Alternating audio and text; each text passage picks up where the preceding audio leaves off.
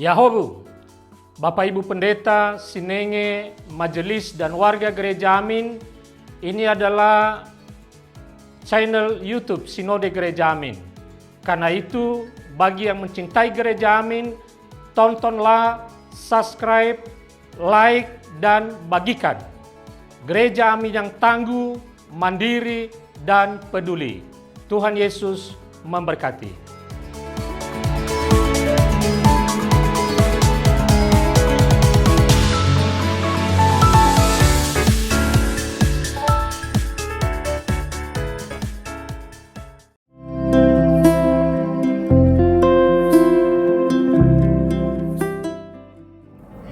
Teens, jumpa kembali dalam acara TFC.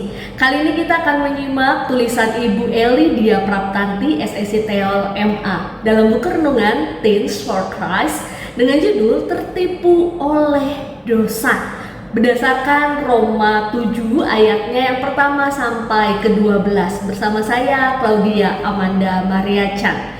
Mari teman-teman, sebelum kita mendengarkan sapaan firman Tuhan, mari kita mengawalinya di dalam doa. Mari kita berdoa. Tuhan, kami mengucap syukur jikalau pada hari ini kami masih diberikan kesempatan untuk sama-sama mendengarkan sapaan firman-Mu sebentar lagi. Pimpinlah kami ya Tuhan, berkatilah kami, sehingga kami tidak hanya mendengarkannya saja, melainkan kami juga dapat melakukannya dalam kehidupan kami hari lepas hari. Hanya di dalam nama Tuhan Yesus kami telah berdoa. Amin. Ya teman-teman, yang akan menjadi pusat perenungan kita terambil dari Roma 7 ayatnya yang ke-11. Roma 7 ayatnya yang ke-11 saya akan membacakan untuk kita semua. Sebab dengan perintah itu dosa mendapat kesempatan untuk menipu aku, dan dengan perintah itu ia membunuh aku. Teman-teman, menunda pekerjaan atau prokrastinasi seringkali terasa seperti pilihan yang menyenangkan di saat-saat tertentu. Berbagai alasan menggoda diri kita untuk berbaring, menonton film, atau bermain game. Padahal pekerjaan atau tugas masih menumpuk. Namun ketika tenggat waktu semakin dekat, stres dan rasa menyesal datang menghampiri. Karena kita terpaksa bekerja keras dalam waktu yang terbatas untuk menyelesaikan semuanya. Dalam teks Alkitab hari ini, Rasul Paulus masih menunjukkan kontras antara hidup di bawah hukum Taurat dan hidup dalam Kristus. Paulus menjelaskan bahwa meskipun hukum itu sendiri adalah baik, benar, dan kudus, dosa menggunakan hukum tersebut untuk menjerat orang karena manusia cenderung melanggar hukum tersebut. Paulus berbicara tentang bagaimana dosa memanfaatkan hukum atau perintah untuk menipu dan akhirnya membuatnya jatuh ke dalam dosa. Dikatakan dosa menggunakan hukum itu untuk membunuhnya dalam ayat ke-11.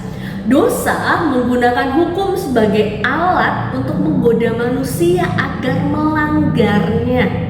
Misalnya, jika hukum mengatakan jangan mencuri, dorongan untuk mencuri bisa jadi malah muncul lebih kuat karena hati manusia cenderung memberontak terhadap perintah tersebut. Teens, prokrastinasi bisa dilihat sebagai salah satu bentuk dosa yang menipu, yang memberikan kenikmatan sesaat namun membawa penyesalan di kemudian hari. Seperti yang Paulus katakan, dosa itu menipu kita. Seperti halnya godaan yang datang berbagai alasan yang terdengar logis. Seperti semua orang juga begitu, atau ini hanya sekali kok. Ingatlah bahwa dosa bekerja dengan cara yang licik, dengan menggunakan hal yang sebenarnya baik dan benar, seperti peraturan atau hukum untuk membuat kita merasa terjebak dan akhirnya terjatuh.